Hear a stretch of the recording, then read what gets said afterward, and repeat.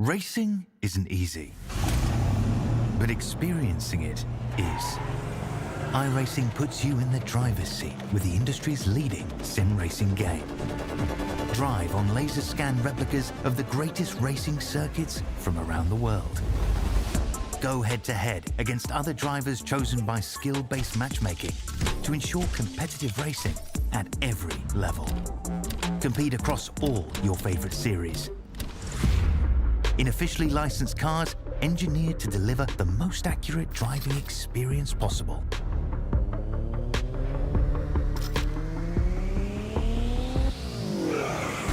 Join a race or host your own with players from across the globe. Race against the computer or in a league with friends. Feel the thrill behind the wheel. Visit iRacing.com.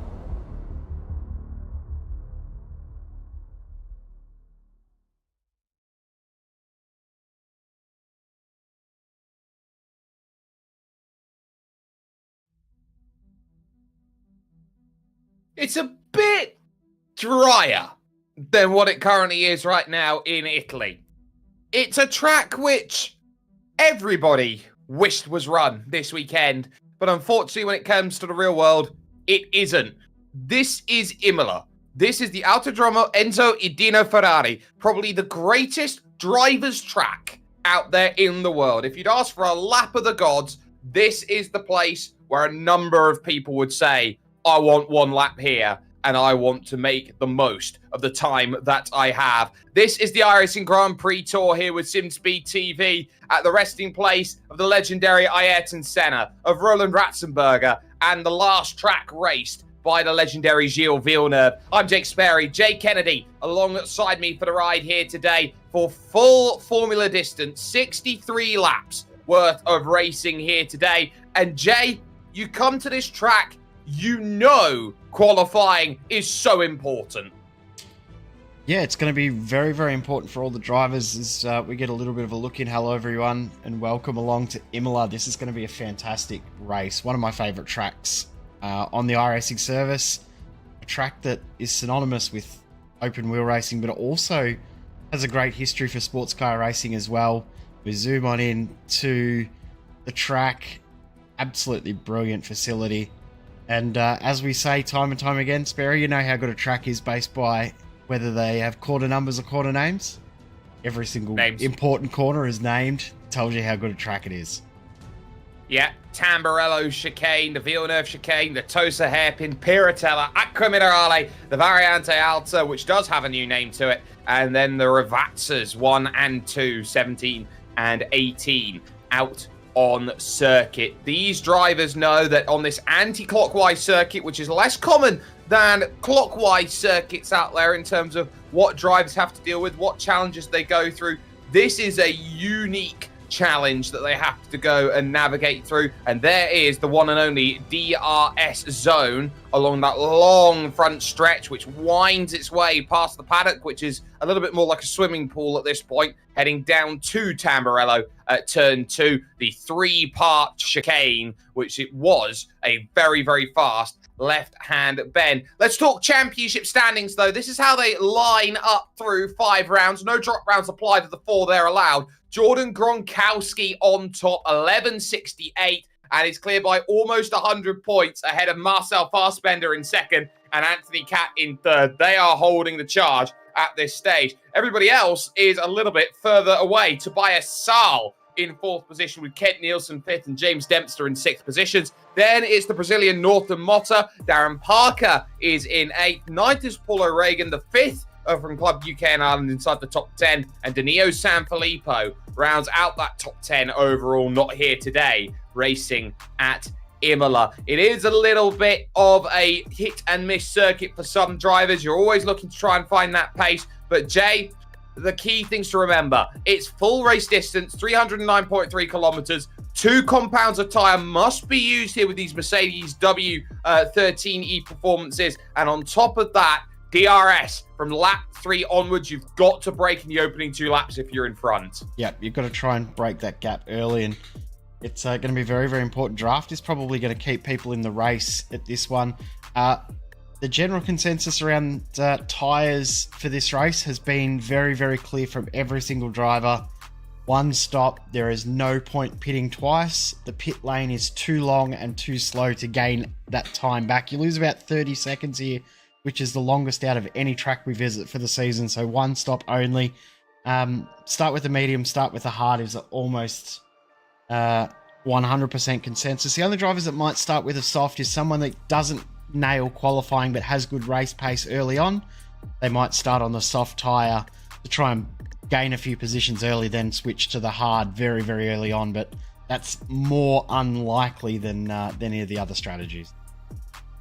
5 different race winners here at SimSpeed TV inside the opening 5 rounds of this championship, and it really does show the unpredictability. We're about 20 seconds away from the official gridding up sequence as we take a look at the front banner then of this track. The Autodromo Internazionale, Enzo e Dino Ferrari. Of course, Enzo, his son Dino, this track named in his honor. But this is how the grid looks. It's Julien Magalon, who is on pole position, with Emil Bernstorff, winner at VIR this season, starting alongside in second. Aurelien Baif will go from third, with Dylan Mikulev in fourth position. A great qualifying by him. Jacob Reed will start in fifth, with Anthony Catt in sixth position, the first of the real title contenders. A weird qualifying, I'd say, for Jordan Kronkowski. He lost out to Anthony Catt by 1,000th of a second. He starts seventh, with Connor Pula in eighth place. Following that is Yestin Chiapalone in ninth. James Dempster will round out the top 10 of this field, with Tobias Saal and Darren Parker. They house row 6 on this field. Paul Hadley will start 13th. Ken Nielsen a little bit further down the order in 14th position, but we'll have Adam Webb, his longtime teammate, there in 15th position, and Thomas Veek going from 16th.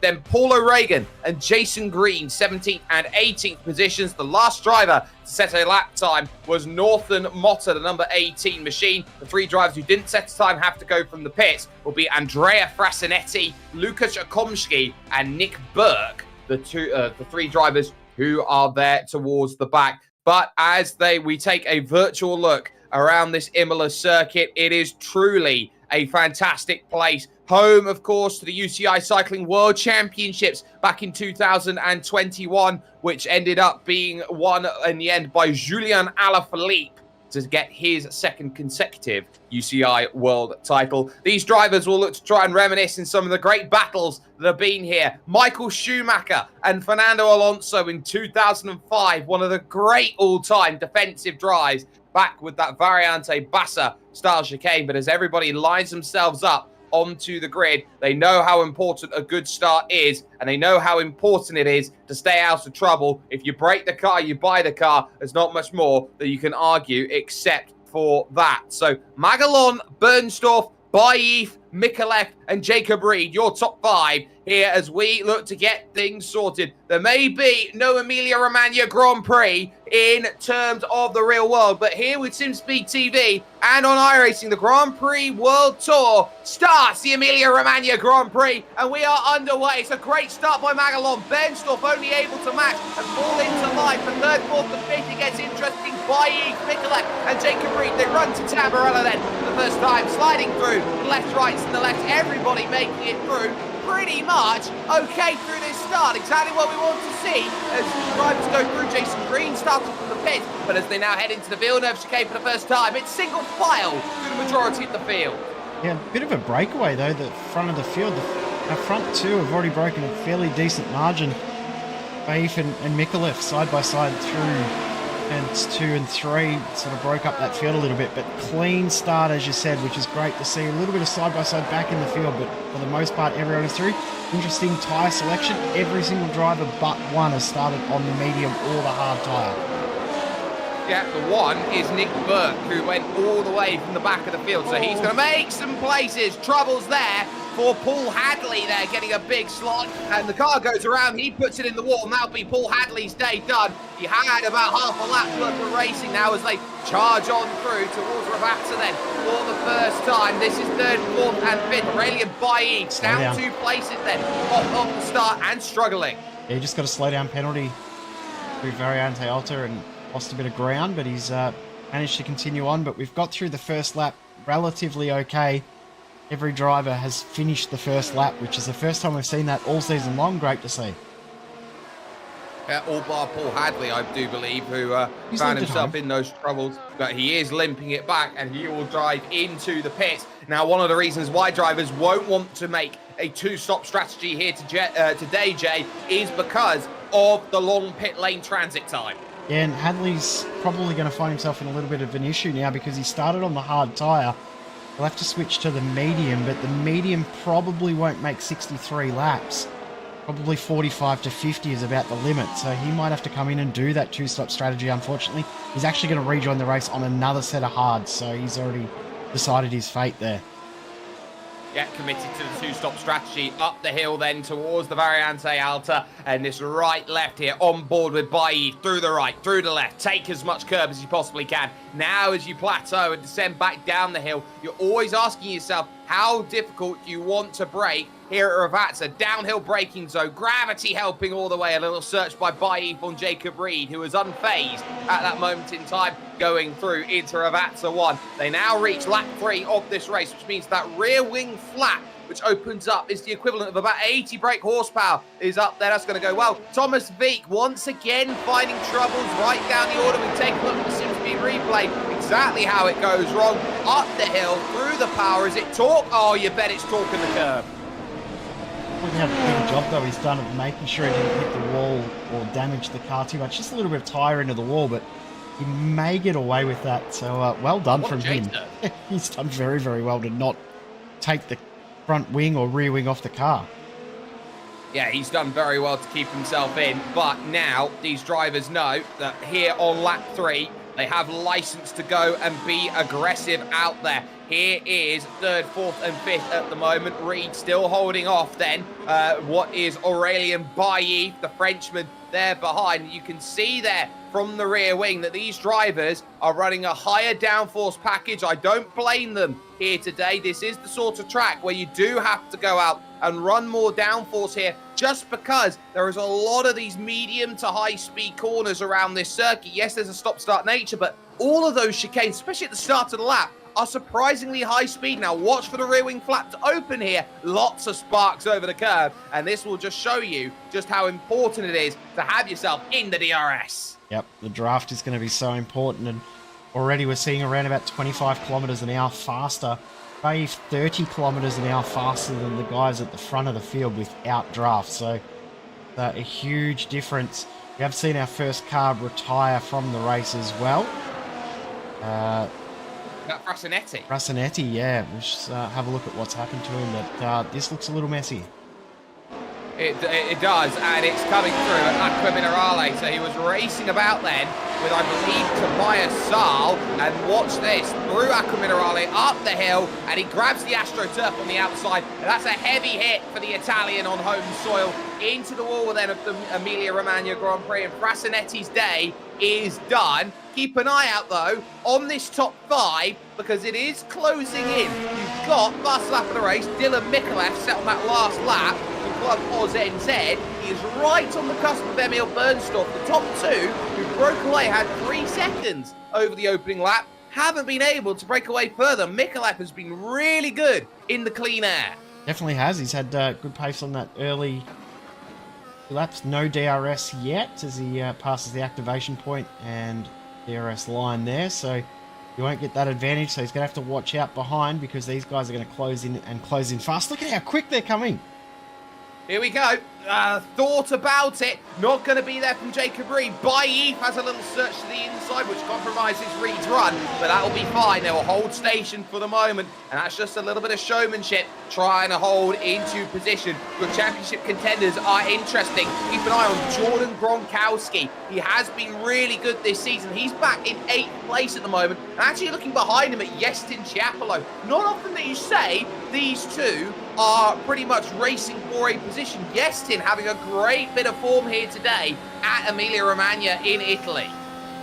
Yeah, James Dempster there as well in this group. So this is a 6-car group, 5-car group here for 8th position. Parker, Gronkowski, Chiapolone, Dempster, Buller and Nielsen all together all have DRS. Of course, the lead car in the group there, Darren Parker, doesn't have DRS, but everyone else that I just said all has DRS in this group, so they could all close up together coming up to turn 2. This is going to be a really cool little battle pack here as well. Baif might have a run here, though. Yeah, he certainly will. Baif, then we go back on board with once again. There might be a chance here for Baif to get the pass done on Jacob Reed. They enter this front stretch, going through these small kings right and left. Here goes Baif, easy as that. No arguments from Jacob Reed. He didn't have the DRS marker over the line, and it gives Baif then the 4th position and license to go on and attack Dylan Mikulev for the final spot on the podium. Just behind that, though, into Tamburello goes the group. And there you can see Connor Pooler with eyes on Kent Nielsen in 11th position. And Kent Nielsen driving really well, actually, over the start of this race. He's gained 3 spots already. Yeah, actually, that was an overtake there down the front straight for Kent Nielsen on Connor Pooler, just using the DRS advantage. But now he's obviously got to defend as well. There's a lot going on in this race at the moment, but you can see on the graphic there, interesting tyre selection. We've only got 2 drivers out on the hard and 1 on the soft. Everyone else is on the medium. As expected, medium soft is the strategy of the day. Which means Yeston Chiapalone, who is there on the white-walled hard compound tyre, is the most important driver in the top 10 at this moment in time, because his strategy is going to be different from these other drivers. He is more committed to a one-stop. But the difference between the hard and the medium might actually be just the way it feels, as you've got James Dempster absolutely hounding him through the corners. It depends when that hard tyre reaches its window. Yes, it's not as quick as a tyre as the medium tyre, but you also have to realise that tyre goes longer, which means that he can hit that sweet spot, find his good laps for longer, as Aurelian Bailly sets the fast lap of the races. He's now moved up into 3rd position as James Dempster makes the pass up into 9th. I don't think Chaplin will be too upset about that, but yeah, Baif now up into position number 3, and he's just used the DRS, obviously, as we said. He's going to be one to watch in regards to DRS usage as well, so he's done this relatively easily as well. Watch this. This is like taking candy from a baby here. Moving over to that inside line. Thank you very much. Nothing that Dylan Mikulev can do to fight it, because if you can stay in range, 2-3-10s, you get a huge kick of DRS on that long front stretch. And Baif has got his sights on the former F4 driver, Emil Bernstorff, just in front of him. Yeah, Bernstorff hasn't had amazing pace, even though the first couple of laps he was able to break a little bit of a gap, but now has been caught relatively quickly here. Of course, another thing to consider, sure, he's been caught, but how much battery has Baif used to close that gap down? It's saying that the whole group has come along too, so maybe no battery or extreme use of battery has been used here. So another fastest lap for Baif. Yeah, he's got another one. He'll move to the outside here of Emil Bernstorff. On the brakes they go into Tamburello. Thank you very much. Baif sweeping around the outside. Takes the 2nd position overall. It's a France 1-2. A move then completed as well for 4th place as Jacob Reed slides away around Dylan Mikulev. And there is Jordan Gronkowski in 9th, as that's James Dempster starting to make some moves. So some drivers being aggressive early on their tyres, wanting an aggressive one-stop, others saving it. This is an interesting point of call at this point in time. You know, track conditions look warmer than what we've seen from our reports that we've been given during the week. So high life, a little bit of a wiggle there for Maglon. Thea has a little bit of a moment there. That would have been a little scary. So track conditions a little bit cooler. So that would have been, a little bit warmer. We've seen around about 38, 39 degrees Celsius for drivers in early practices and racing.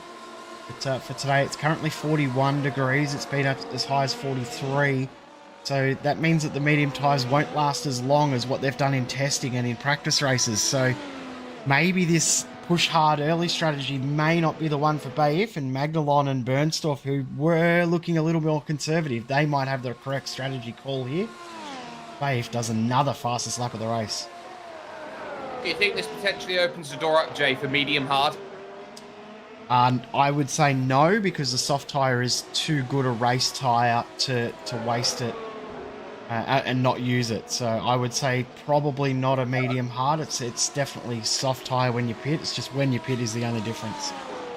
Gronk there just behind. Yes, James Dempster having a big, Yeston Chapelone there having a bit of a moment going through. And Gronkowski is someone who is going backwards. Started in 7th position, now back into 10th, down 3. And this is not the Jordan Gronkowski that we know out there as a driver. We know he is the sort of driver who goes out there, is top 3, top 4, can find podiums, can find great results, is struggling here today. Top 2 there. Replay of what happened here for your race leader, just pushing it a little bit too hard over that section. Big kick of oversteer and saves it. Julien Magalon with the lead, but for how much longer, Jay? Because Aurelien Bailly is on the prowl.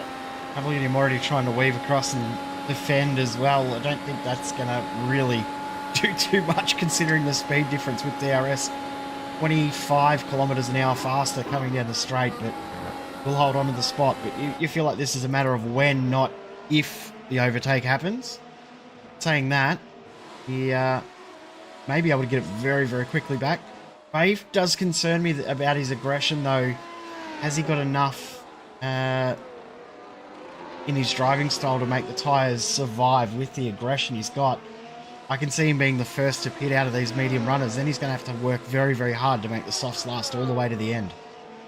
I've just been looking at the speed. We've seen at certain circuits over the course of the season, Jay, 340 kilometers an hour hit. I looked at Magalon on that straight. He hit only 287. Yeah, it's pretty much about the limit without the DRS is about 285, 287, maybe 290 if the wind's blowing the right direction. They've got a headwind down that straight today, so the DRS is even more important today than it has been. Even with DRS though, they're still not reaching massive speeds. They're only getting up to 315. I'm saying that only 315, but only 315 for a Formula car does feel very, very slow. Baif though, he's got the run. This is going to be so easy of an overtake here.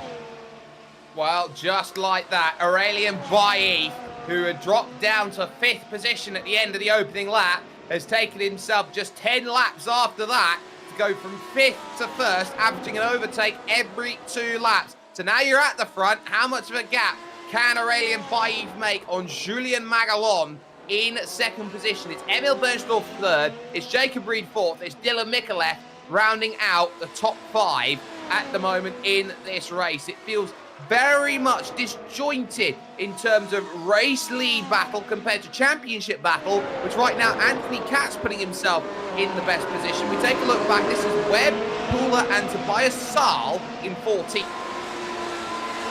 Interesting battle going on here between these three. Very, very similar pace. Adam Webb will find himself in a position, really, which you could say right now, where he's trying to break away. Connor Pula, the one trying to save. Yeah, it's an interesting little battle pack they've got here, this three.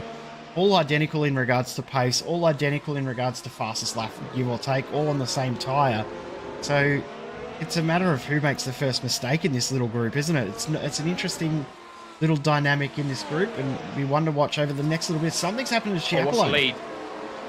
Yeah, Yeston Chapelone then, number 10, in a little bit of trouble as he finds himself going backwards. That will be Kent Nielsen going by. A small mistake then at Ravazza, and Nielsen will absolutely blitz by Gronkowski as well. So just like that, stood still at the station. Kent Nielsen gets 2 for the price of 1, and this is why you have to be careful at Ravazza. It's a downhill braking zone, gets a little bit of curb. He's just missed his braking point by about 5 meters, and that's enough for him to go through, and he's done well actually to save it. Heading into that second Ravazza, he pretty much did an ollie over that curb. Yeah, released his inner Tony Hawk and did very, very well. If that was you or I, Sperry, we'd both be in the wall, so he's done very, very well. Magalon's started to look like he might have a little bit of something to come back here. Baif on his first lap in the lead, I think he's used all of his battery, and on this lap, Magalon's come back with the battery life. But have a look at the gap that they've pulled now over Bernsdorf, Reed, and Mikulev. They have broken a very, very big margin now, 3 seconds or so. And the difference is working to make those places or not. Magalon now finds himself closing the gap, but he plays the games. He lifts out so early. In fact, he's lifting so early. He is 230 kilometers an hour into turn 1. Now, I wonder here, Jay, if this is more than just drivers trying to save as much tyre as they can. I wonder if today they're also thinking about fuel mileage. Potentially they are thinking fuel mileage. Of course, there is no refueling in these cars if you are new to the series. So whatever you start with is what you've got. And some drivers may have found that the different weather conditions obviously can affect the fuel burn as well. And the wind can affect the fuel burn as well. As we said, it's a strong wind down the front straight. So that could be playing an impact. Some drivers may not have accounted for that. But in saying that too, it is a great chance for Magalon to draft, save fuel now, burn it off later on the newer, softer, fresher tyres later on when he's got less fuel in the tank as well. Keep an eye out on the car just in front here of Northern Motta out on circuit. This is Nick Burke, who is in 16th position. He's on the red-walled soft compound tyre. He is expected to be the first of the pitters, and he is the benchmark for how far you can go on a set of the soft tyre. 13 laps he's managed to do so far here, Jay, but you consider if he can get it to lap 20, then you can argue around 25 laps to go is when we should start to expect drivers moving on to the soft compound tyre to end their stints. Yeah, we're thinking that's probably about the point, isn't it? 25 might be the maximum. But in saying that too, he's probably won't work his tyres a little bit harder than we will see later on, as he's got Northern Motta. Oh no! Oh no! That is not what you want to see, and it's indicative of this Tamburello section here, Jay, because of the anti-cut curbs on the inside. Nick Burke found himself over the anti-cut curbs, and at that point, he's a passenger. Yeah, exactly right. Definitely one of those incidents that happens a lot at that corner. It's just an unfortunate incident. It's especially when you're so committed in your braking as well. It's forced a little wide over the anti-cut curbs. And they're obviously called anti-cut for a reason, because they penalise you for cutting. Made that contact there with Motta, who's now got Paulo Reagan behind trying to steal a position. And I think he will, because there may be some floor damage as well to Motta's car, as well as Nick Burke. He might have a little bit of damage to his car as well. That could change that whole strategy around the soft tyres. He might have to come in and bolt on some hards early on. Jacob Reed through on Emil Bernstorff for third position. Yeah, and that's comfortable around the outside of Emil there, getting that one done without too much thought process being put into it, just breezing through 305 Ks he was at, making his break around the outside. Now you watch that, he has about 4 car lengths of an advantage. 3, 2, 1, 0, we're side by side now, and even here at 305, around the outside goes Jacob Reed, moves up into the podium. Emil Bernstorff playing the long game here, and in is Northern Motta, and you have to say he's not happy because he's got the black and orange mechanical flag around him, which means he's got to take mandatory repairs before he's allowed to go back out again. Top 2, it's the French affair up at the front. Baillif versus Magalon. That'll really hurt Motta, because he's going to have to go hard tyre as well. But yeah, this battle at the front is really interesting. Oh no. Jacob Reed off the road at Ravazza, and that gives Emil Bernstorff the place back and brings Dylan Mikulev into the battle. And this is where we're starting to sense here. Drivers are pretty much in a rhythm, but it's so easy to break it around here.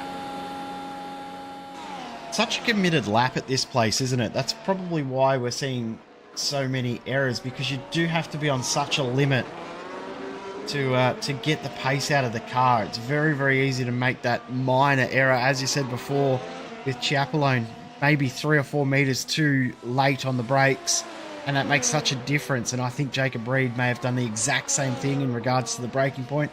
Missed it a little bit. The wind is fluctuating too, so that could also play an impact. That's a tailwind downhill. So easy to outbrake yourself in that condition. Oh, it really is. And these drivers know that you just have to lock up an inside left front and you're in trouble out there. It is so easy to do. You've got to be pinpoint accurate on your braking zones around this place. This is a precision circuit. You have to be surgical around here to be quick. That's why you look at someone, for example, like Alain Prost, why he absolutely loved this circuit as a driver. Yeah, it definitely is a driver's circuit, isn't it? It's a huge risk versus reward track. You can take your conservative approach and find that you're never anywhere near the front of the field, but you can always bring it home. And if you do want to push it that 100%, you can find extra pace that nobody else can, but it's very, very easy to push it from 100 to 100.5% and find yourself in the grass, in the wall, or wherever, because it's such a impressive track in that it really does tempt you as well to find the limits and push the limits a little bit too far. Lap 17 here of 63. It's Aurélien Bailly who holds the race lead over Julien Magalon. Emil Bernstorff currently in third ahead of Jacob Reed, and Dylan Mikulev fourth and fifth. Anthony Catt, Darren Parker, James Dempster sixth, seventh and eighth. And an interesting race on for ninth place on back. Ken Nielsen, Gordon Gronkowski, Yestin Chiapolo. That's probably where the next focus is going to be here, Jay, because those three got hard versus medium, but since the 2-for-1 overtake that was made by one Mr. Kent Nielsen, they've been tow rope. They've been unable to be separated.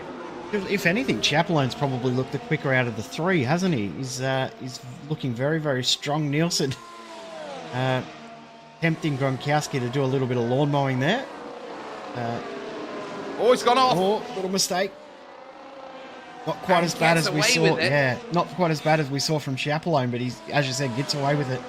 He also will have the DRS as well, so he'll close that gap back down. And Chapelon not able to take advantage. In saying that, I don't know if he's ready to take advantage of it yet. Probably still another 5 or 6 laps before the hard becomes a better tyre than the medium completely. And we might see him start to break away.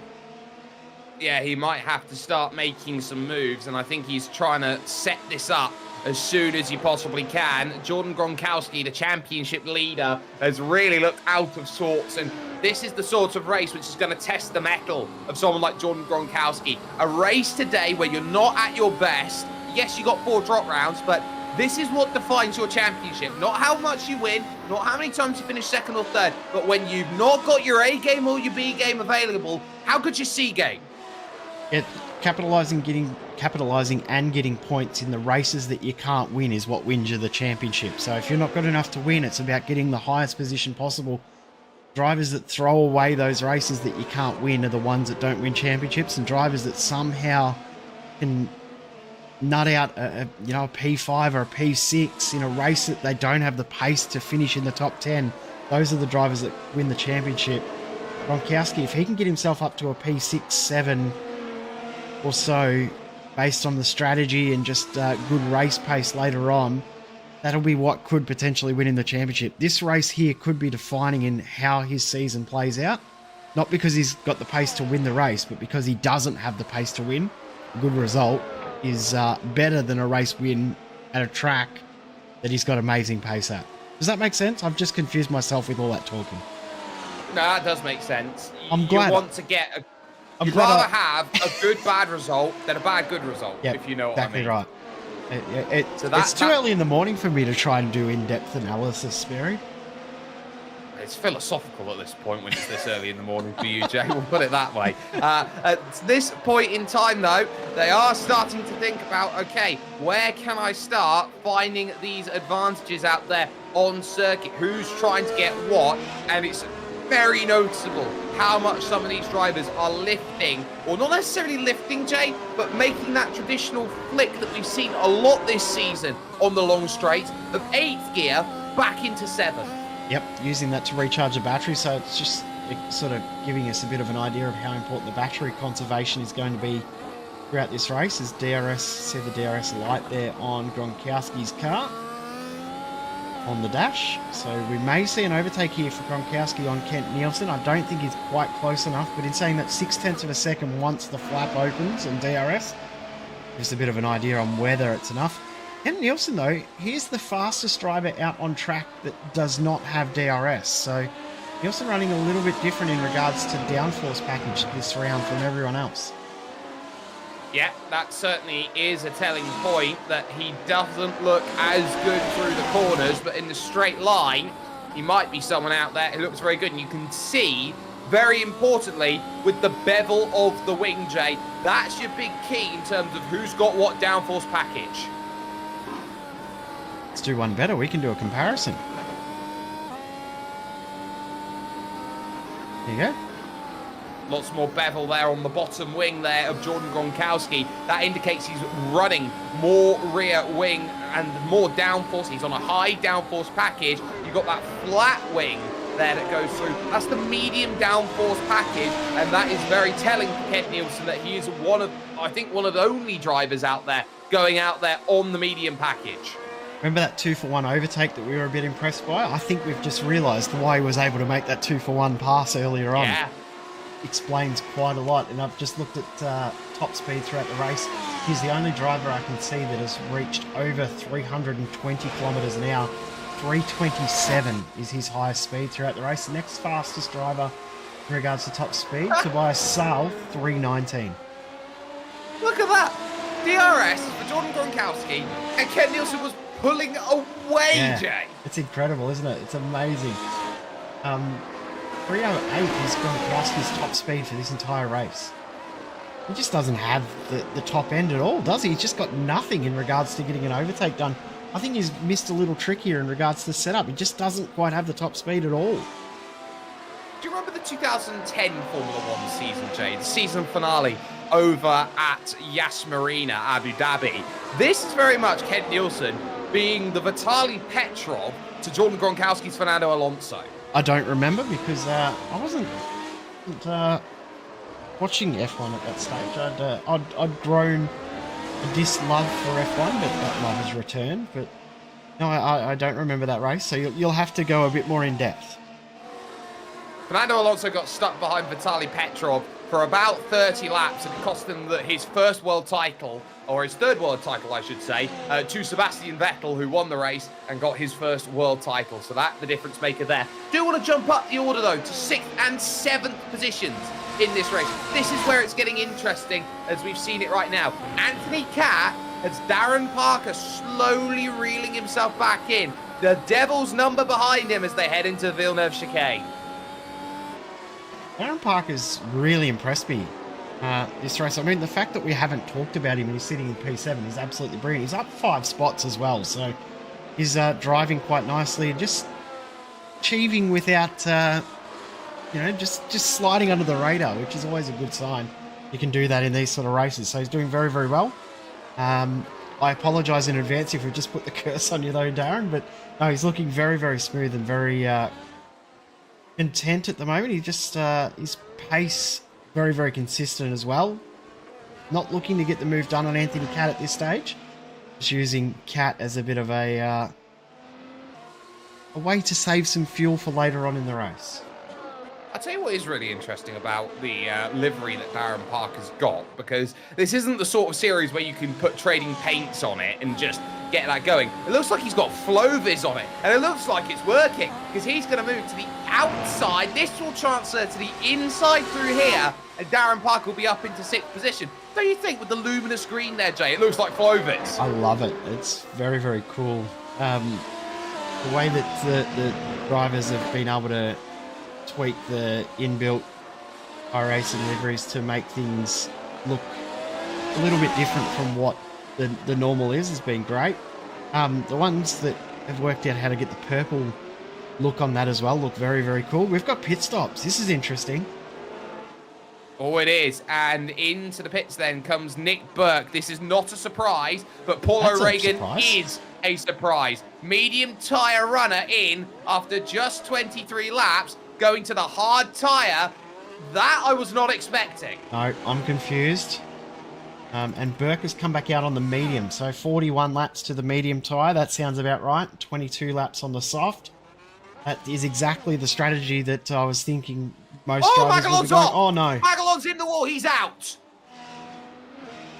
Wow.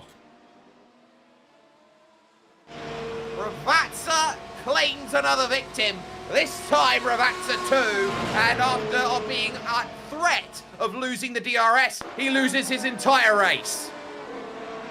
Well, just when we think that this race had settled a little at the front, I just hit too much AstroTurf. And we said it. It's just about making sure that you don't push to that 101%. Track sucked him in, and it's just spat him out and spat him into the wall.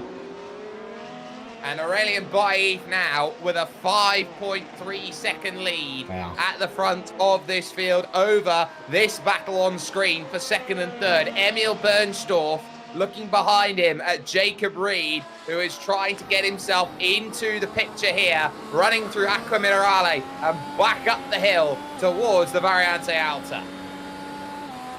Yeah, I'm dumbfounded by that because he was just looking so content and so smooth and so concise in his driving. It was a really nice drive, sitting there in second. But yeah, that's changed the whole complexion of the race, obviously. But Jacob Reed and Emil Bernstorff, I don't think they would have thought that they had enough at that point to be fighting for second, and now they're suddenly in the podium battle, and they've pulled a huge margin on Mikulev behind. So they're really going to be able to fight if they stick together when it comes time for the pit stops later on. Mikulev is about a second a lap slower than these drivers in front. It's a 20.1 from Emil Bernstorff. It was a 21 flat from Dylan Mikulev, who lost half a second to Darren Parker that last lap, who sits at 2.2 seconds back. Shows you how much Mikulev is struggling here for pace at this moment in time in the race. He's looking behind him. Darren Parker, remember, started on the 6th row of the grid and is thinking about 4th place before half distance in this race, which will be scored at lap 31.5. There you can see it, up 7 positions. Our biggest mover in the field is along with Akomsky, so that is doing very, very nicely at this stage of the race. I see Jacob Reed having some tech issues as well. No, this is heartbreaking like for this. Jacob Reed. No. This is it, and for him, that's huge. And this is exactly like having an engine go in your race there. The connection decides, nope, he doesn't want internet anymore. He doesn't want to race. He won't have much more to go in, and his race over in third position. So Emil Bernstorff now with an 8-second margin over Dylan Mikulev. We look now at the race for what is now 7th, 8th and 9th positions overall, with Ken Nielsen still fending off Jordan Gronkowski, still fending off Yestin Chiapalone, who is not finding himself enough way to go through, and Chiapalone actually dabbing on the brakes there before he went through.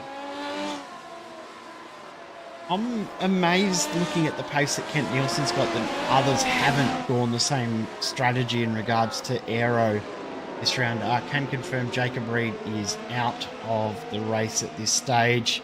That's heartbreaking for him because he was driving so well. I feel bad because maybe I put the commentator's curse on. Just when this race seems like it's thrown a curveball, another one comes. It's an incredible race already. We've lost 4 drivers from the race: Reed, Magalong, Motta, and Presenti. It's going to be a war of attrition this race. It is. Frasinetti, the first one to go very early on. And just look at the numbers, Jay, in terms of how they've gone through. Now, numbers here, in terms of what number drivers are running, does indicate iRacing. So how fast a driver is, or what is sometimes colloquially known, but I don't believe in it, how good a driver is. 3, 4 and 5 all out of the race. Yep, 1 and 2 in positions 2 and 1, but then you've got 17 and 16 in 3 and 4, so good gains for those guys. And then P11 is car number 22, the lowest ranked iRating driver in the field. So it's a bit of a mix. I agree with you. I don't think the car number really tells the skill level, and it's not designed to show the skill level. It's just designed to rank you in someone that's close enough for you to actually race with. That's what it is for, but other drivers and other people seem to think that it's a bit more of a World Championship leaderboard unofficially. Yeah, I'm someone with 1300 iRating, Jay, but I should have an iRating of about 13. Look, I'm not far off you. I think mine might be like 7. Should be 7. On a good day. Shh. Don't tell everyone how bad I am. I do that good enough for myself. Yeah, you do good. You do good. I used to be alright Still, when I though, drove with a wheel. Yeah, you're fine. You bring it off for sim racing commentator challenges and all the rest of it, and you do okay. That's fine. Still, though, this is where it gets interesting. Ken Nielsen pretty much matching James Dempster just in front. 21 flat from Dempster, but Nielsen that lap by. Oh, that was a good lap. That was a 120.4 and was able to close this down, and he might just put another one back behind him with that medium downforce setup that he's got. He might put James Dempster in a world of hurt. Yeah, Dempster's pace on that last lap wasn't great in comparison to these guys here. That's why I thought I'd change that graphic to show a battle for 6, because they're closing in quick. And if the gap is as it is now, when they reach that DRS zone, Dempster's going to get overtaken by Nielsen, I've got no doubt, because of the pace that he's got. So this is all to play for here for James Dempster. He really needs to break this gap on this lap, and this lap is important for him right now. Through Aqua Minerale, and then back up the hill once more. Kent Nielsen looking to try and give chase, do as much as he can out there through the flicks of the rights and the lefts over these heavy curves, this section of the track. I love the Variante Alta as a corner, especially in its older visage, really, Jay, when this was a committed 4th, 5th gear corner where you had to go hard at it, you had to attack it, and it wasn't a slow chicane by any stretch of the means. It challenged drivers. Yeah, there no DRS for Kent Nielsen, but still, he's still going to close down. 3:10 for Nielsen. He's doing 3:12, and everyone else with DRS is not even reaching that speed behind him. So that shows you the strategy that Kent Nielsen's got. He doesn't have the pace through the tighter, twistier section, but it doesn't matter because he's already broken a big enough gap. Oh, there's a wiggle though. Maybe not. Here comes Gronk to the outside of Tozer. Oh, and it's contact. There goes Ken Nielsen. He gets jumped into the gravel at Tozer, and he will now have to work twice as hard to get back. Gronkowski will feel that he had nowhere to go under brakes. It's going to be discussed a lot, you feel. And that, yeah, little error there from Nielsen. As you said, Gronkowski, I mean, there was no room for him to go. He's already almost got one wheel in the grass. Yeah, it's an unfortunate sim racing incident, that one. I'd say the same. It's going to be a tough one between those two, because you'd say Ken Nielsen has the right to dictate where he defends out on track, as Darren Parker now has eyes on the podium here as he has caught Dylan Mikulev. He will now go to the outside of Dylan Mikulev and pass Dylan Mikulev for that 3rd position overall. But you've got Gronkowski, who says, I've earned that, I've got alongside, I'm entitled to my space. And Ken Nielsen will say, well, no, I outbroke you. You're not entitled to that space. Yeah, and somewhere in the middle is about where the truth lies, isn't it? So it's one of those incidents where both drivers won't agree with what's happened, and somewhere in the middle of what they're both saying is where the truth lies. But oh no, there goes Gronk! Championship leader spins it, keeps it out the barriers. Oh wow, this track is just hurting everyone. Wow. And I'm thinking Gronkowski may have some floor damage from that too, because the car did not look right when it rejoined the circuit there. For Gronkowski now having some trouble. Jason Green has brought it into the pits from P number 15. So halfway point, he's coming in for, I'm going to guess he's going to have to go to hards. Oh, he's outbroke himself there. No, he's done it well. Yeah, just in the very edges, but goes to the soft. That's interesting. That's not going to last. There's no way a soft tyre can last 30 laps. 34, you would say. You have to try and get that. So work to be done. And one thing we have to talk about, Jay, is why Tozer is the most underratedly difficult corner in all of racing. Downhill braking zone. It draws you in because it's a little wider in approach, narrows up and then widens again through the corner. And you feel like it's a 180 then you realize it's not a 180 as well, so you can then be a little bit more aggressive. It is such a cool corner when you nail it, but you feel like an absolute goose when you don't, and I felt like a goose many a time there. The one thing I'd mention, uphill exit, which is true. so easy to spin the rear tyres up, especially with cars like this, which generate so much square feet of torque through those chunky rear tyres, which are Pirelli design out there. And honestly, Jay, you look at this sort of car, it is built for downforce and to go quick. Micallef has not been rid of by Darren Parker. He's trying to stay in that range. But this car is built on ground effect. This is a track that is a ground effect shaker. It's not a billiard table smooth circuit like some of the other Formula One tracks, so it is a bit rough. It probably has more characteristics in track surface to a street circuit than most other permanent facilities. Of course, at one point it was a street circuit, but now a permanent facility, similar to Spa. It's very, very abrasive as well, saying that if you are conservative on your tyres, you can make them last and last a long time. But with the nature of the circuit, as we've talked about so many times throughout this race, it just draws you in to want to push it harder because you have to nail the corners and be aggressive to get any pace out of this track. So it's a real compromise into what you do and how much you push, and that's why we've seen pace variation be quite big throughout the race. Some drivers pushing very hard and then dropping back the pace and vice versa.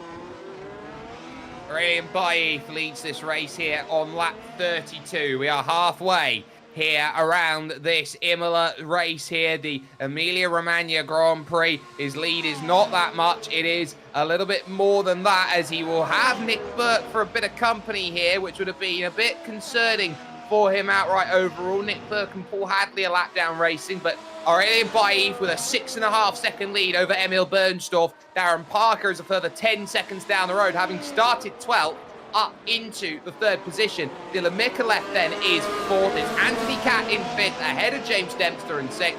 Yestin Chiapolone, Kent Nielsen, Adam Webb, and Tobias Saal, your top 10. And you consider Anthony Catt in all of this has done nothing all race, really. Has been sixth, fifth, pretty much the entirety of the race long here, Jay. Just sat there, happy with that fifth place, knowing that he is gaining so many championship points where he sits right now. 100%. He hasn't had the best luck throughout the season. We're watching the battle here of the drivers that have already pitted as well. Remember, Hadley came in very early to get a change to the hard tyre, and Burke started on the softs, going to the mediums.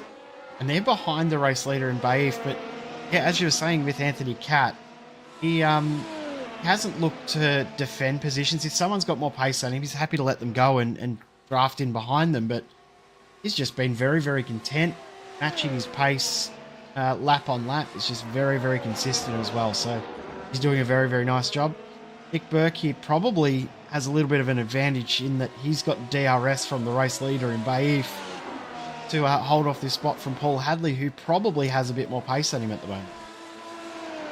Yeah, probably does. And Paul Hadley, remember, found himself in trouble on the opening lap of the race. Had to really fight to get back in through and had to take that stop early. Now, remember, Paul Hadley, having made his one pit stop, is probably due to go again, because there's no way on God's green earth or in God's virtual reality that this is someone like Paul Hadley going 62 laps on a set of the hard compound tyres.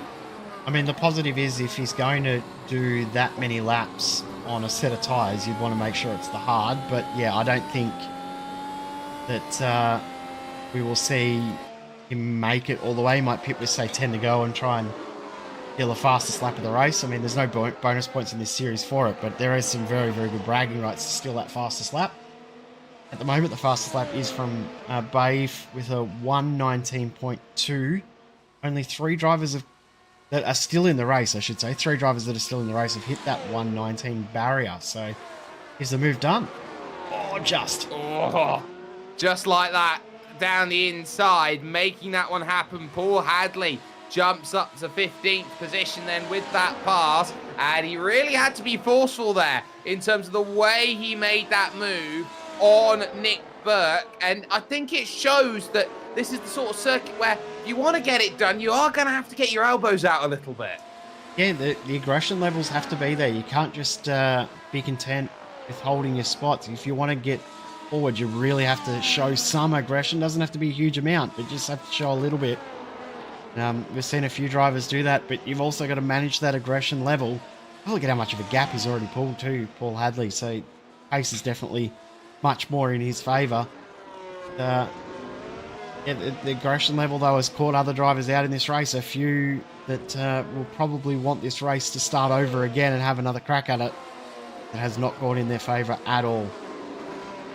Keep an eye on Yeston Chapellone's pace, because he did start the race on the hard compound tyre. He's up into 7th position and actually finds himself with a fair gap over Kent Nielsen, who will be giving chase to him behind. And the difference between him and Baif, the leader, fastest lap, okay, 1 second. Last lap, okay, 0.8 of a second. So compare that to the leader, and you compare it to Kent Nielsen behind. I think Yeston Chapelone is having a really, really good race. Considering he's on the hard tyre, he wasn't pushing hard at all. Now, I mean, he got ahead of Kent Nielsen through misfortune of both he and Gronkowski. Well, he's now ahead of both of those guys, but he hasn't done anything wrong in this race at all. Remember, he just had that one moment where he ran a little bit wide, but other than that, he's driven a really solid race. He'll pit stops. He's finding confidence now as well, and yeah, pit stops. This is interesting. And one of them is Jordan Gronkowski. 28 laps to go. Expect a red-walled soft tyre to bring himself home. Connor Pooler jumps in behind. Too deep. He misses his box. And away goes Jordan Gronkowski on a long soft tyre run to finish the race. Now, in sim time is 4:05 in the afternoon. Jay, this track's only going to get colder. Yes, it is. It is only going to cool down. But from what I've seen... 26 tyres, 26 lap old tyres held on. So maybe this 28 might be the right number. In saying that, our leader's in, so he's thinking it's the right number. Well, Aurelien Baif, we knew, used a lot of tyre early on in this race. Goes on to the red wall tyre, will look to build his gap even further over Bernstorff and Darren Parker, but will pay the price. He will pay the piper later on in this race, as my good sim racing colleague Joe Peake would say at this point in time. Now goes Baif through. He comes out just ahead of Jason Green, just behind James Dempster. This is going to be interesting to see how he goes through. And look at that there from Aurelien Baif. He's trying to warm the tyre up. Yeah, he's trying to get heat into the tyre very, very quickly. Now, one thing to note about the tyres as well, I was told this during the week and I've forgotten all about talking about it.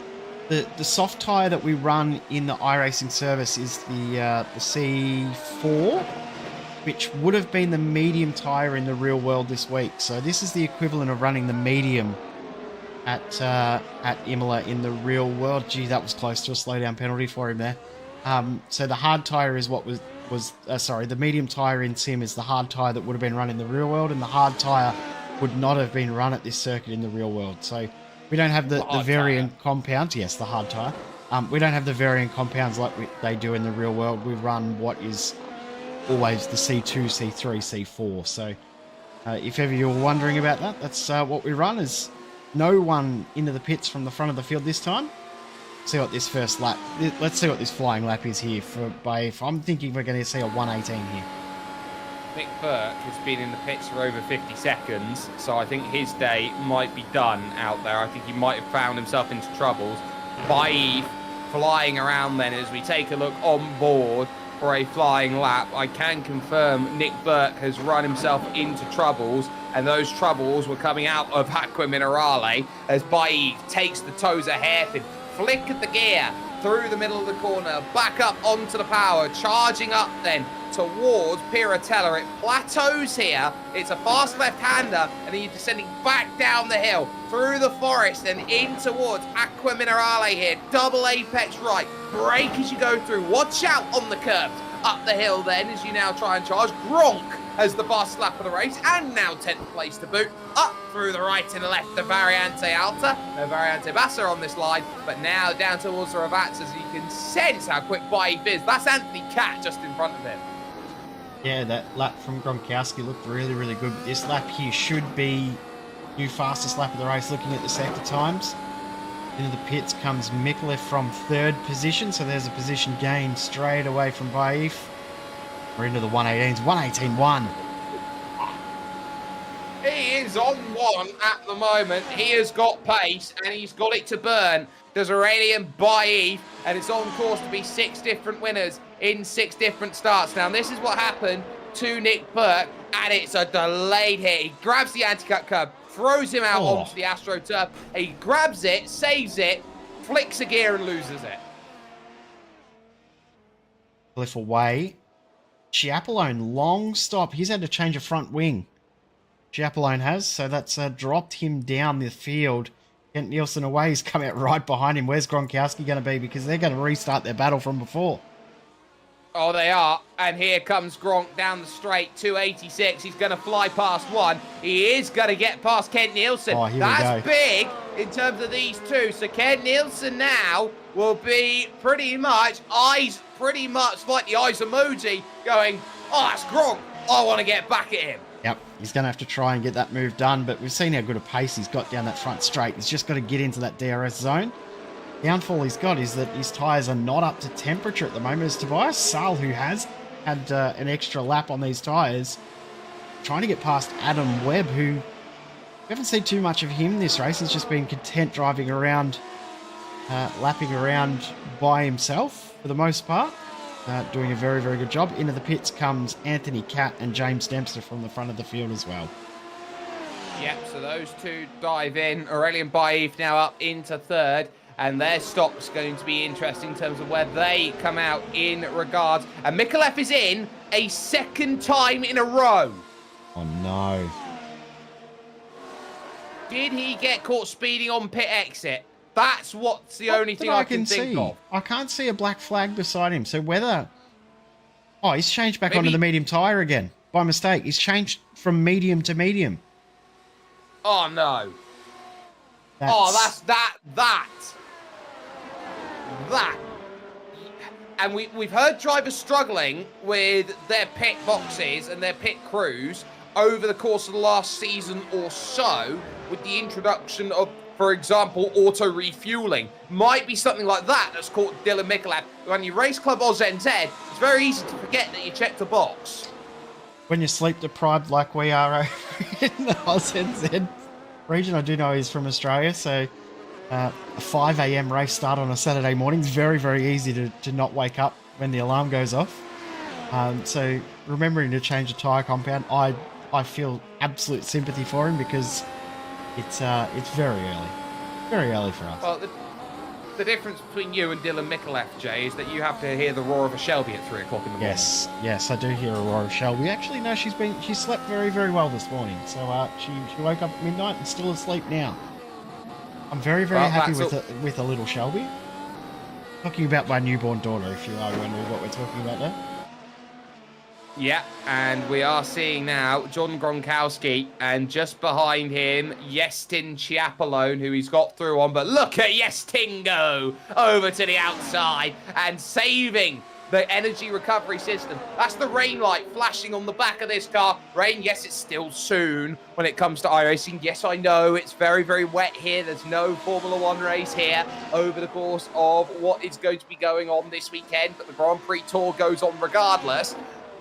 Still, you can sense that energy harvesting. It is such a big kick in the teeth when you see someone go by you and you see the red light just flash on as Darren Parker now dives into the pits from 2nd and gives Baif the 2nd place. I'll show you something here. Mistake from Emil Bernstorff from the front of the field. Watch him try and get the apex here. Tyres just say no. He doesn't have much left in that tyre and just keeps it out from the AstroTurf and then feeding him into the wall. He's very, very lucky there. Only driver left to pit in the front of the field. Thomas Veek also has not pitted yet. No, he hasn't pitted yet either, and I'm sure they are due at this point to come in and make the stops that are necessary. Up the hill goes Emil Bernstorff as he looks to really give chase here today as he goes through the rights and the lefts out then on circuit. He has got an understanding of this race where if you can just come into the pits, he would have been forced to pit now because of Darren Parker. And with 22 laps to go, I think he's in the perfect position there with the soft compound tyre to bring that one home to the end. Now surely is the time he will depart from the race lead, and does. He bails right. Yeah. The right time to pit. 42 laps on that stint of tyres. I'm trying to mix my words up there.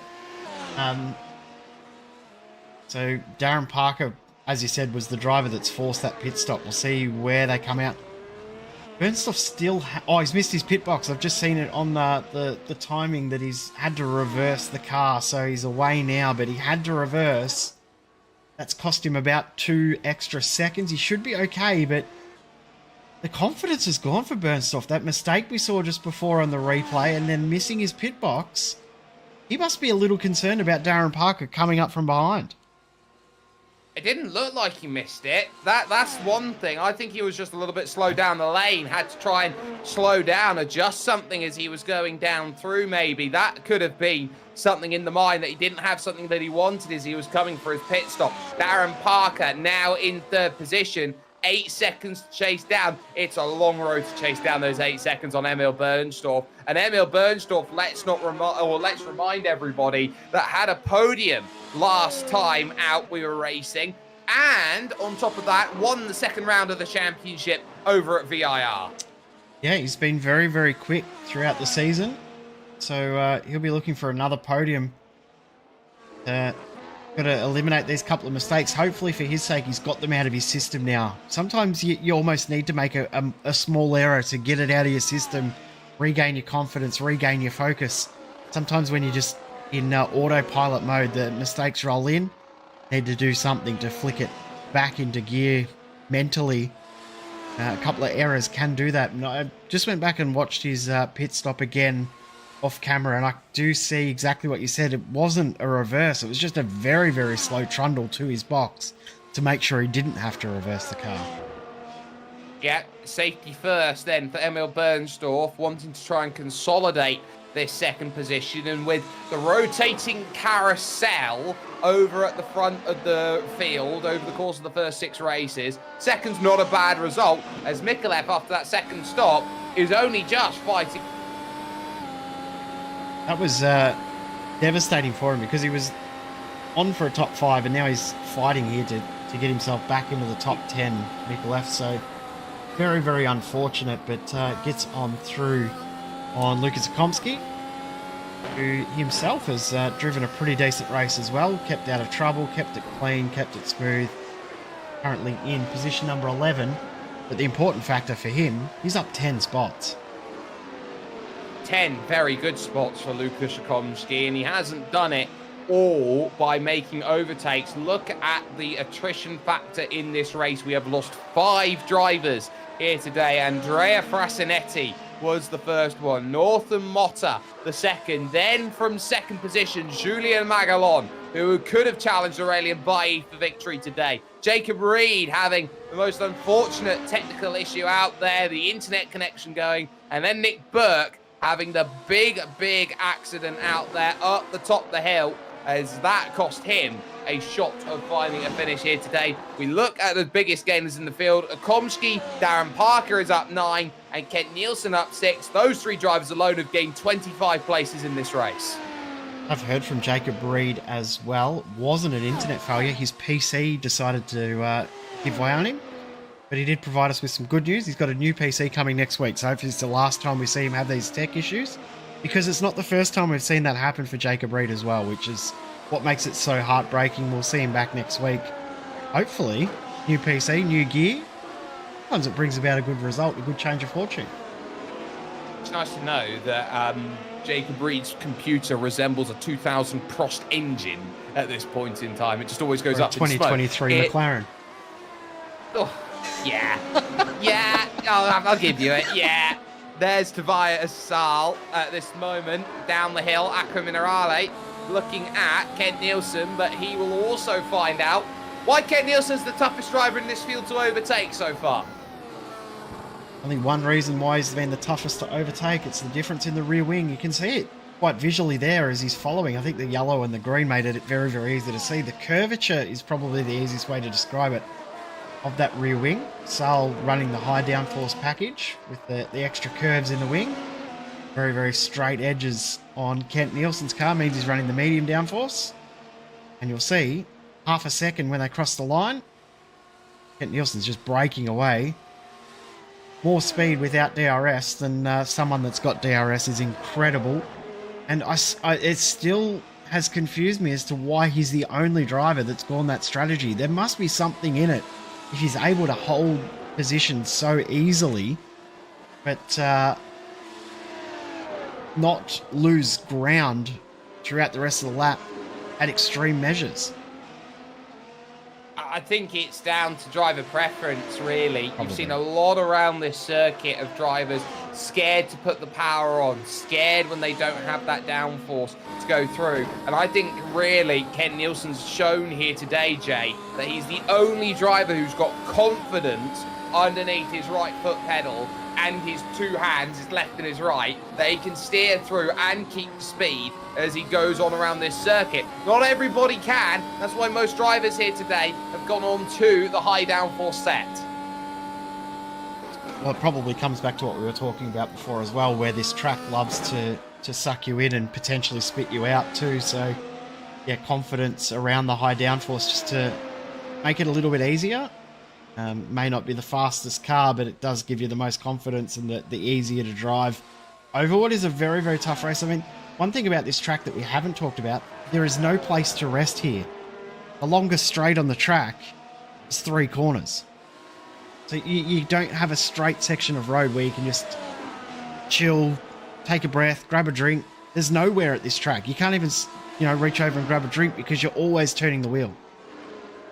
And speaking of tracks where you can't rest, remember next week is a Crown Jewel style race, Jay. It's Long Beach. Yeah, I'm looking forward to next week. It's going to be absolutely incredible. Long Beach next week. Obviously, we don't have the real world track for next week, but I'll tell you what a replacement. I'll tell you what, it's a perfect replacement too, I think. It's it fits the mold of what we're doing for the series as well. I think it's going to be very, very cool next week. I think it is as well, and I'm sure that you will catch that with us on SimSpeed TV. 7:05 GMT, which is 8:05 BST, 26th of May. Mark it in your calendar. Quote unquote, it is the month of May, and it is when racing reaches royalty, because the greatest weekend in motorsport is just a week away, Jay. Sleep deprivation incoming, even more so.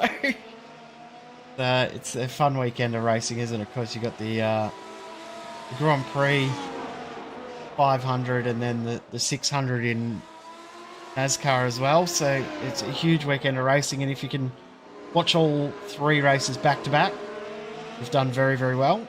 Those of us in Australia probably won't do all 3 because it's overnight on a Sunday night. Makes it very, very difficult. Last pit stop that we expected to see is happening. Paul Hadley coming in for another set of tyres. Not surprised to see him come in after 46 laps to get another set of softs. I was out by 5 laps. Yeah, it was a good go. 15 laps to go in this race. He will put on a set of softs and drive out there on circuit. Kent Nielsen still holding off Tobias Sal. Slowly reeling in John Gronkowski. Took 0.7 of a second out of him over that last lap. Yeah, so that gap was closed back down, and I'll tell you what, it'll be interesting to watch this time with Gronkowski being the lead car. Oh, Gronkowski in. He's got a black flag. 2 stop. Oh no, that's incident limit. Yep. Paul Hadley's got one as well, and that's something we didn't talk about today. 17 is your drive-through penalty. Every 8 after is that, and this circuit is very, very good at quietly picking them up for you. Yep. You do rack them up very easily if you're too aggressive over the curbs. If you run too wide at certain points, it will give you one of those incident points. We've also saw Gronkowski around. That gives you incident points as well. So Mistake here for Nielsen. Contact with Nielsen, of course, was another 4 added on top of it. Saal can't do anything up the hill. There's too much grunt. There around goes the green machine. That is Lukas Szykomski finding out the wrong way he's turned. Villeneuve, he's just clipped the curb, I would guess, and looped it around. Hadley back into the pits to serve what is now his 3rd pit stop.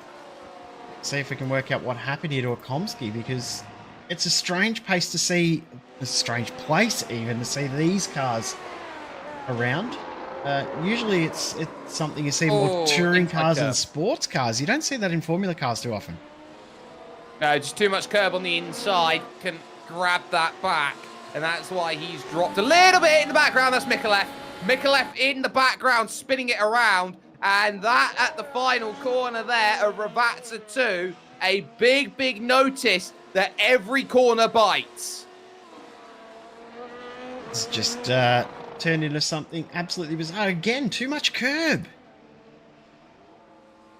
Wow. First thing they tell you is stay off the curbs when you go to a driving school. Here is the move then from Gronkowski past Akomsky and back up into 11th position. He'll be driving aggressive now, Will Gronk, to try and get a top 10 out there. 6 seconds to chase down. You just saw him in the back, a shot there. Adam Webb, the gatekeeper for that. But at the moment, a race lead is currently 19 seconds. Aurelien Bailly just has to keep it on terra firma to win this race and be the 6th different race winner in 6 different starts. We go back, though, to the race on for 7th place overall. And currently it is Kent Nielsen who finds Tobias Saal then just behind, who cannot do anything about the medium downforce package. Yep. Watch. Closes in, closes in, closes in. He'll open the flap, but have a look at that. Nielsen already starting to pull away.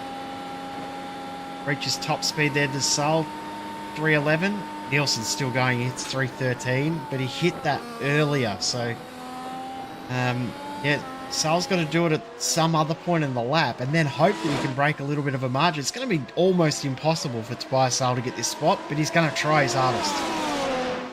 Yep, he is going to try to do everything he possibly can out there today to make that pass. He doesn't have long to go before this happens, but 12 laps when they cross the line is all that he is going to have in order to make this move, in order to make this one position matter, and every point counts come the end of the season. And Tobias Saal, let's not forget, comes into today 4th in the championship. He's done really well to get himself through. Here's a little look, though, at what goes wrong out there on circuit, in towards the Tosa hairpin, and that is straight on. That's James Dempster. Exit. It is James Dempster. You are correct. He's just struggling a little bit. Yeah, his tyre's already starting to struggle. That's only 11 laps in. He's already starting to struggle with the soft tyre as Paul Hadley. Well, there's a redemption. We said that he was going to come in and get fresh tyres and try and punch out a fastest lap. I got something right today. You did. You absolutely did. And once more, there is no chance of Tobias Saal making the pass that is good enough for 7th place. Has to stay in 8th. Now, James Dempster does have to be a bit worried about who's behind him, because it's Yestin Chiapalone who's thinking of a top 5 finish here today at Imola if he's not careful. Yeah, Chiapalone, if he can steal a top 5, that's an incredible drive. Because things haven't gone 100% to plan for him. But Dempster has also driven a fairly good race. Obviously, that one mistake we just saw before, but we haven't really seen too many other errors. We've seen him drop back in regards to positions and things like that, but we haven't seen like actual proper errors out of him. So this is going to be an interesting little battle here. Can Chiapalone actually get through once he closes in as well? It'll be 10 to go when they come up to the line next time. There's still plenty of opportunities for him to potentially get the move done. There are chances. First and foremost, though, you've got to catch, and struggling through the final corner goes Yestin Chiapalo. Took him about 3 attempts to get through there. And James Dempster's 1:19.7 compared to Chiapellone's 1:19.4 is another 3/10 in the back pocket of the American compared to the Brit. Dempster now only with a 1.92 second margin, and it is cutting down through every single corner, and it is making a difference at this stage of the race. Konopula has just gone a lap down. And Akomsky and Gronkowski potentially are about to go a lap down as well. So here comes Gronkowski into turn 2. And there is your race leader. Baif not far away. Akomsky also there in between. He will go a lap down, you'd probably think, at the end of this lap. You would do. Aurélien Baif, since the retirement of Julien Magalon, has been in a class of his own and has earned it. He has dropped 3 seconds over the last stage. Akomsky moves over to the left-hand side, allows him to go a lap down. Emil Bernstorff has definitely got pace on the soft compared to the medium, but it's medium pace that gave Baif the space. Yep. 100% right. There's, the pace is there now for sure for Bernstorff, but it's just come 50 laps too late, hasn't it? He just didn't quite have enough to stick with Baif at the start of the race. He's just driven away from the field. Sure, he's had a bit of luck goes away with Magalon's spin and unfortunate DNF, but you know, he's still driven an absolutely brilliant race. Still isn't over, still 9 laps to go, but you'd feel it's his to lose at this point now as it comes down the front straight. The 5 different winners we have had this season: Matteo Ugolotti, Emil Bernstorff. You then had, of course, Ben Fuller with his magic that he managed to put at Phillip Island. Following that, we had a big win for Fabrice Bernier in controversial circumstances. And then Andreas Henkel at round 5. Round 6 might be in the hands of Aurélien Bailly for a 6th different race winner in 6 different races. Kent Nielsen still holding on to that 7th position. Tobias Saal, a passenger to the pace of Kent Nielsen. He will stare and hope for a mistake very similar to what happened to Jordan Gronkowski just a good 30 laps ago. Every possibility it can happen too. So just because Nielsen's okay and driving away at the moment doesn't mean that his incident count isn't at 16 or similar. So would very, very quickly pull a curveball if he has been too aggressive in regards to incident points, as he was probably a little bit too deep there in the turn 2. Did manage to pull it up. Managing to get through the Villeneuve chicane. The fast left, right, slows down a lot more through that second right than many people think. Flicking through the Tosa hairpin, back up the hill, looking for drive. And Tobias Saar right now will realise that, okay, yes, this is 8th position. I'm struggling to make some moves here to get by.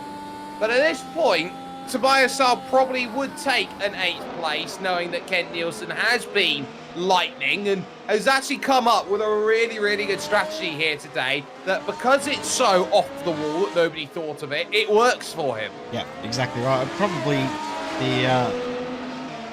if maybe there was 5 drivers that had gone that medium downforce, it wouldn't have been so positive in his favour, but being the only driver to run that downforce package has definitely played into his hands, and he's made it work for him. Hasn't been the fastest car in regards to lap time, but definitely has been the fastest car down the straight by an absolute country mile. I still haven't seen anyone else get close to top speeds from him, and he did his top speed without DRS. It shows that pace has been incredible. I would have loved to have seen him get double draft DRS when he made that overtake to see what speed he could have got up to, because that double overtake he did down that front straight was absolutely incredible. It was. It was enough to absolutely show everyone that Ken Nielsen had something where everyone else didn't. There's a move in towards turn number 2 at Tamburello. Lukas Szykomski started to go the wrong way. Konopula, who started today in 8th position. Here comes the fight back then at the Villeneuve chicane. That's not going to cut it from Lukas Szykomski. Konopula's had an okay race. Started 8th, yeah, back down 5, but since losing those 5 places early, you know, he's been quite quiet. He's just got on with it, and it's okay. Yeah, solid result for Pula if you can finish it from this spot.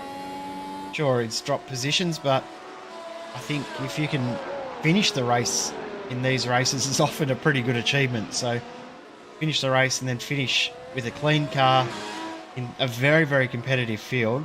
Be very, very happy with how that result will play out regardless of what the actual number is beside his name. To finish with a clean race is a great result in this field. Here comes Tobias Sal. This is the closest he's been. I think he might be close enough to get a move here. Well, he's got a chance into Toza here. He's got to think about it, but no, not going to go for it. You've got to be aggressive. He's got to almost go for the old dirt block pass there on Kent Nielsen. If you can get a drive, not necessarily in through Tamburello, but out of Tamburello, he's got a great chance when he gets to Toza. Exactly right. And it's probably the corner where he needs to try and make the position, isn't it? It's one corner that... Oh, the little mistake there from Nielsen there too, so... Oh, Sal made a mistake as well, so he's still not quite close enough to get the move done, despite having probably his best opportunity. This is getting very, very intense now, though, for Kent Nielsen. He'll be starting to stress about this one. Someone else who'll be starting to stress is James Dempster, because Yestin Chiapolone is knocking on the door of 1 second and is at 1 second on the front stretch, but does not have the DRS to really counteract this one in the race for the top 5 overall. And what a drive it has been so far for Yestin. Tobias Sal can't really get too much going, but how's this drive through Tamburello? This is the difference maker through the left, right and left, because he can carry the speed through these high speed corners. And he's done a very good job. He didn't lose too much ground under brakes from what he'd lost in previous runs. And again, through Villeneuve, he's gained it. Here we go. This could be close enough. Not quite. But he's starting to apply the pressure now. Kent Nielsen will be getting a little bit worried looking in his rear vision mirror.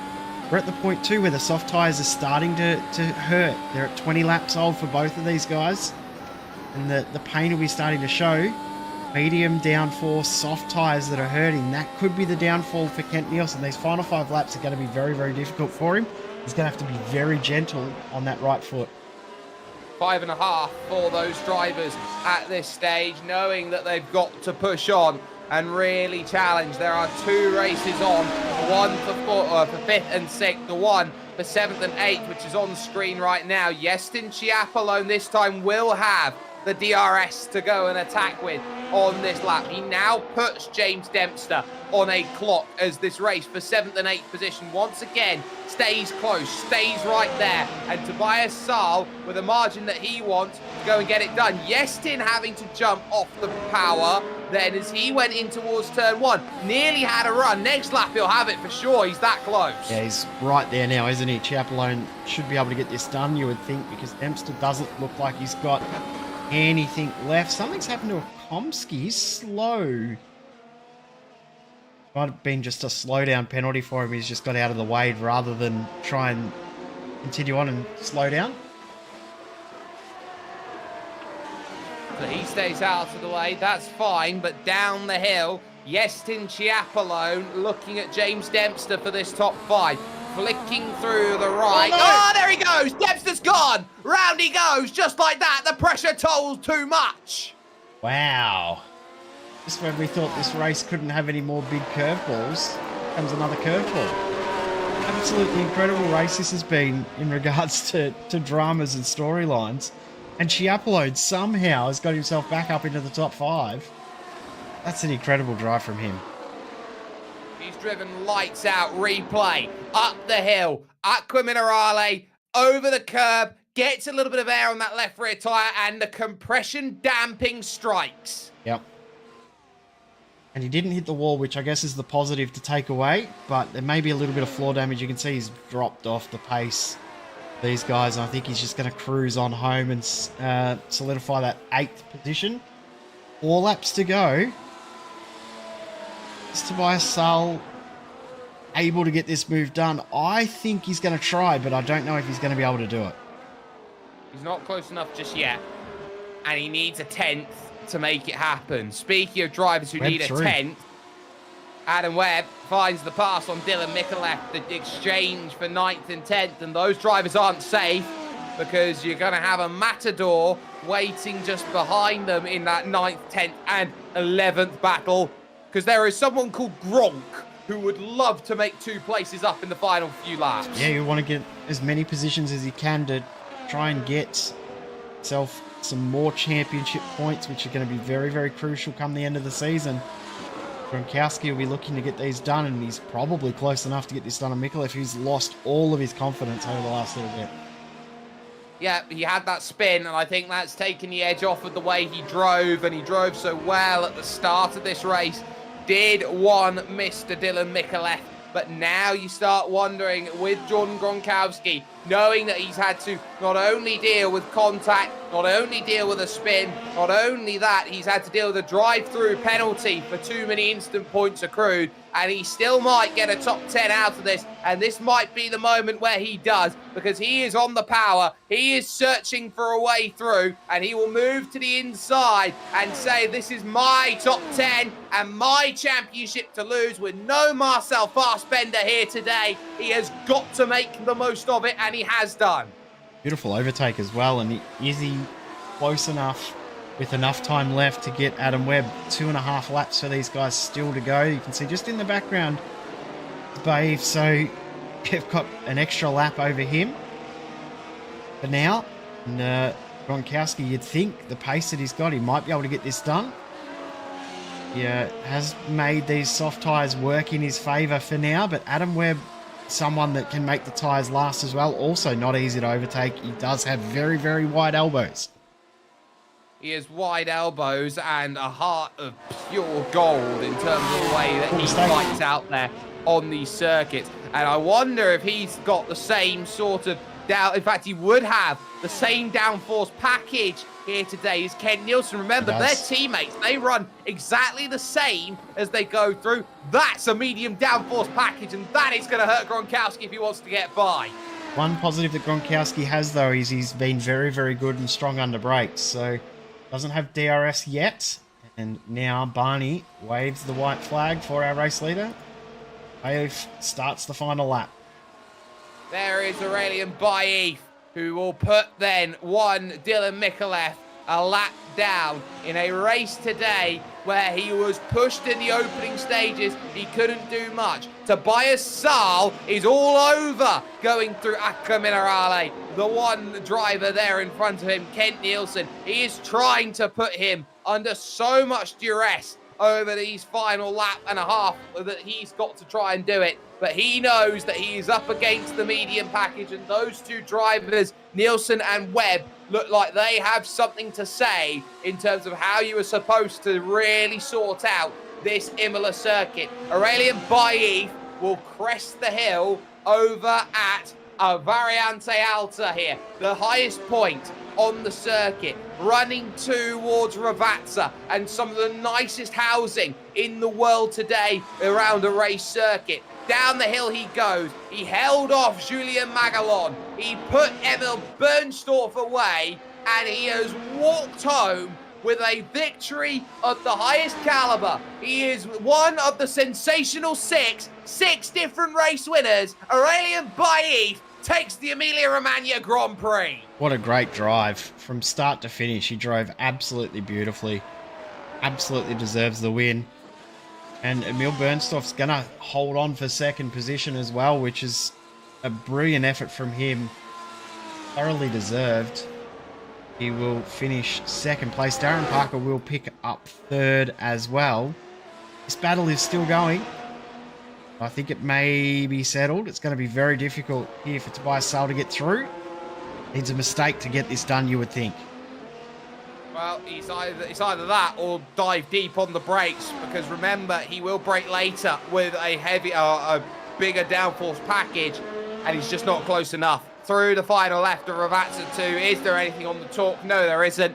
Kent Nielsen will survive and hold on to that 6th place in what was a great drive from him today. Started 14th, had a spin as well, and still got 6th place. He is my driver of the day, the way that he is driven about it. Adam Webb will hold off Jordan Gronkowski, all bar the top 10 getting lapped here today at Imola, and an all-important race in the context of the championship, where you consider what Jordan Gronkowski was able to get out of today. Let's get confirmation of your results then, because there is your winner, number 2, Aurelian Baif, and he picks up the win in 1 hour, 24 minutes, and 8 seconds. He wins by 19.3 over Emil Bernstorff in second position, with Darren Parker rounding out the podium, having started on the 6th row of the grid. Anthony Catt, a quiet race, but such a good points haul for him in 4th position with no Marcel Fassbender. With Jordan Gronkowski in trouble, Anthony Catt closes the gap at the top of the championship, with Yestin Chiapolone getting a top 5 finish here today at Imola. It's Ken Nielsen who finishes 6th, ahead of Tobias Saal, who grew frustrated at the end of that race, being unable to find a pass. James Dempster would have a spin late. That would drop him down to 8th, with Adam Webb in 9th, holding off Jordan Gronkowski, the last driver on the lead lap, in 10th position. Dylan Mikulev had to stop twice. He had an extra set of medium tyres on at the stop. He had to tell his pit crew, no, I need some softs. He finishes off in 11th, with Connor Pooler in 12th position, dropping 4 over the course of the race. Polo Reagan would finish off in 13th. Lukas Rakomski, 14th, would drop late, but made great progress through the opening stages of the race. Paul Hadley pitted on lap 1. He's back in 15th, with Thomas Vick 16th, and Jason Green, the last finisher, in 17th. Nick Burke found his end up at Aqua Minerale. You had Jacob Reed have the PC decide to be a Prost or a McLaren engine, depending on where you look. Julian Magalon had a chance to win this race. He found himself in the barriers, then over at Ravazza, and the final 2 drivers in trouble, Northern Motta, the Brazilian, and Andrea Frasinetti on home soil, only making the 1 lap around this Enzo Edino Ferrari circuit. But as we said, Jay, it is the greatest weekend in motorsport. It starts right here. It starts right here with SimSpeed TV. We are at Long Beach. I can't wait for this one. This is going to be absolutely brilliant. If we can't race at Monaco, what a great replacement. Long Beach is going to be absolutely hectic. It's going to be hellacious. It's going to be very, very fun. It's going to be a great watch, so make sure, if you're not racing, make sure you join us for what will be a very, very fun event next week. 80-something odd laps next week as well, which is going to be very, very hectic. Cannot wait. I can't wait either. It's going to be a race of races to keep your eye on. 1 week from this point, make sure you jump in and get on with that here at SimSpeed TV. Want to give a massive thanks to everyone who has got it done for us. We have got so much great stuff that has been coming along here, and there's so much more to go through from all the team. Of course, from Jay Kennedy, who's been alongside me, my name has been Jake Sperry. It is 6 winners in 6. Aurelian Baif joins the names up there who have those victories. Matteo Ugolotti, Emil Bernstorff, Ben Fuller. You've got Andreas Henkel. You've got Fabrice Bernier. But it's none of them at the top of the championship at the moment. All to play for on the marquee weekend of weekends. Who will head to California? Who will head to the suburbs of Los Angeles? And who will head in the glowing lights to Long Beach and put their name with a marquee victory on the Monaco replacement? We'll see you 1 week from today when we hit Long Beach in all its glory.